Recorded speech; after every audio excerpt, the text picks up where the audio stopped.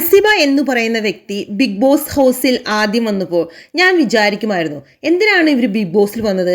ചുമ്മാ റഷ്യയോട് ബെഡിൽ കുത്തിയിരുന്ന് എന്തെങ്കിലുമൊക്കെ പരദൂഷണം പറയുക. പ്രത്യേകിച്ച് നമ്മളൊരു കോൺട്രിബ്യൂഷനൊന്നും ഷോയിൽ കാണാറില്ലായിരുന്നു. അപ്പോൾ അൻസിബ എല്ലാ വീക്കിലെ എലിമിനേഷനിലും ഞാൻ വിചാരിക്കുമായിരുന്നു അൻസിബ പുറത്തു പോകും. കാരണം നല്ലൊരു പേഴ്സൺ ആയിരിക്കാം. കാരണം അവിടെ മറ്റുള്ളവർ കിടന്ന് അടി കൂടുന്നത് പോലെ അടി കൂടുന്നതോ ഒച്ചയെടുക്കുന്നതോ ഒരു കാര്യത്തിലും അങ്ങനെ പ്രത്യേകിച്ചൊരു അഭിപ്രായം പറയുന്നതോ അങ്ങനെയൊന്നും അൻസിബയിൽ നമ്മൾ കാണാറില്ല. അല്ലെങ്കിൽ എന്തെങ്കിലും ഒരു പ്രശ്നം ബിഗ് ബോസ് ഹൗസിൽ നടക്കുമ്പോൾ അതിൻ്റെ നടുക്ക് കയറി നിന്ന് തനിക്കൊരു സ്ക്രീൻ സ്പേസ് ഉണ്ടാക്കാൻ വേണ്ടി ഒരു കാര്യവും അൻസിബ ചെയ്യുന്നത് നമ്മൾ കാണാറില്ല.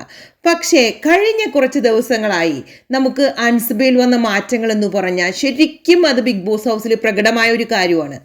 അൻസിബ എന്ന് പറയുന്ന വ്യക്തി ഓരോ എലിമിനേഷനിലും എങ്ങനെയൊക്കെയോ മുന്നോട്ട് പോയിട്ടുണ്ട്. അതിന് പല റീസൺസ് ഉണ്ടായിരിക്കാം. നമുക്കറിയാം ജാബ്രി കോംബോ പ്രേക്ഷകർ ഏറ്റവും വെറുക്കുന്ന ഒരു കോംബോയാണ്.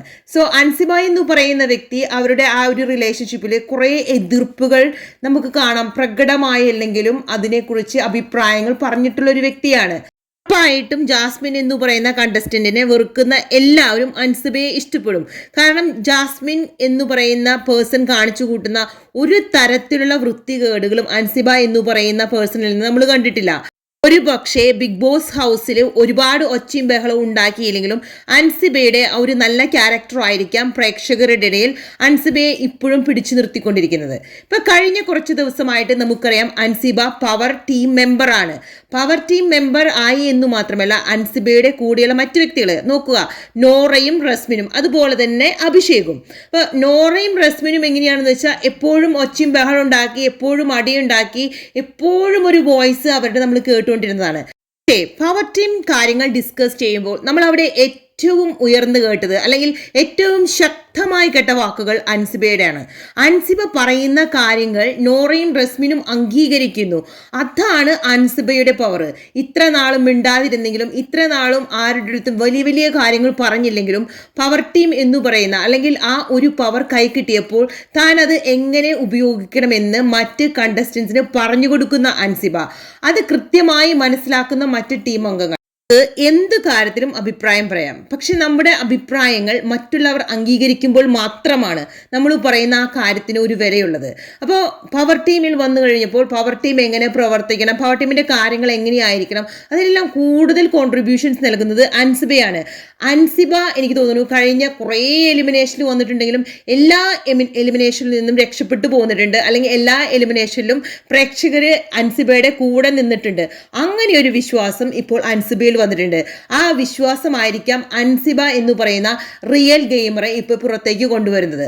ഇന്നലെ വൈകുന്നേരം നമുക്കറിയാം ചലഞ്ചറായി വന്ന സാബുമോനോട് അൻസിബ ഒരു കാര്യം ചോദിക്കുന്നുണ്ട്. കാരണം അൻസിബ പറയുന്നുണ്ട്, എങ്ങനെ 100 ദിവസം ഈ ബിഗ് ബോസ് ഹൗസിൽ പിടിച്ചു നിൽക്കുന്നു?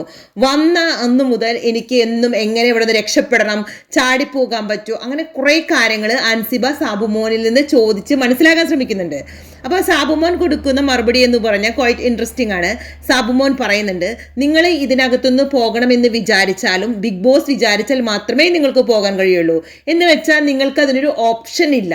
നടക്കാൻ കഴിയാത്ത ഒരു കാര്യത്തെക്കുറിച്ച് ചിന്തിച്ച് ടൈം കളയാതെ നമ്മൾ എവിടെയായിരിക്കുന്നു? ഇപ്പോൾ ഒരു ബിഗ് ബോസ് ഷോ എന്ന് പറയുന്ന ഒരു മത്സരത്തിൽ പങ്കെടുക്കുമ്പോൾ അതിനുവേണ്ടി മാക്സിമം ഹാർഡ് വർക്ക് ചെയ്ത് അതിലേക്ക് മാക്സിമം ഇൻപുട്ട് കൊടുത്ത് അത് ജയിക്കാൻ നോക്കുക. അങ്ങനെ കുറേ കാര്യങ്ങൾ സാബുമോൻ ഇന്നലെ അൻസിബയ്ക്ക് പറഞ്ഞു കൊടുക്കുന്നുണ്ട്. ഈ സൂത്രങ്ങളെല്ലാം അൻസിബ വളരെ ആകാംക്ഷയോടുകൂടി കേട്ടിരിക്കുന്നുണ്ട്. നമുക്ക് ഉറപ്പാണ് അടുത്ത ദിവസങ്ങളിൽ അൻസിബ ഭയങ്കര ശക്തമായി തന്നെ ഗെയിം കളിച്ച് മുന്നോട്ട് വരുമെന്ന്. കാരണം അൻസിബയ്ക്ക് അതിന് കഴിവുണ്ട്. പക്ഷേ അൻസിബ എന്ന് പറയുന്ന വ്യക്തി എനിക്ക് തോന്നാറുണ്ട് കുറേ കാര്യങ്ങളിൽ വളരെ കോൺഷ്യസ് ആണ്. ബിഗ് ബോസ് ഷോയാണ്, ഇതൊരു ഗെയിമാണ് എന്നെല്ലാം അൻസിബയ്ക്ക് അറിയുമ്പോഴും തനിക്ക് നാളെയും ഒരു ലൈഫ് ഉണ്ട്, അതിന് ഒരു കുഴപ്പവും വരാതെ മാന്യമായ രീതിയിൽ ഗെയിം കളിച്ച് തന്നെയാണ് ഇതുവരെ അൻസിബ മുന്നോട്ട് പോയിക്കൊണ്ടിരിക്കുന്നത്. ഇപ്പം നമ്മുടെ അപ്സരയുടെ കാര്യം പറയുകയാണെങ്കിൽ നമുക്കറിയാം അപ്സര എന്ന് പറയുന്ന വ്യക്തിയെ ബെസ്റ്റ് ക്യാപ്റ്റൻ അവാർഡൊക്കെ കൊടുത്ത് ബിഗ് ബോസ് വളരെ ആദരിച്ചിട്ടുള്ള ഒരു വ്യക്തിയാണ്.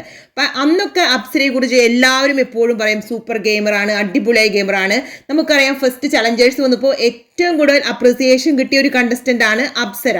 അപ്പൊ അപ്സര എപ്പോഴും ഈ അപ്രിസിയേഷൻ കേട്ട് അപ്സരയ്ക്ക് തന്നെ നമുക്കറിയാം ഒരു ഓവർ കോൺഫിഡൻസ് ആയി.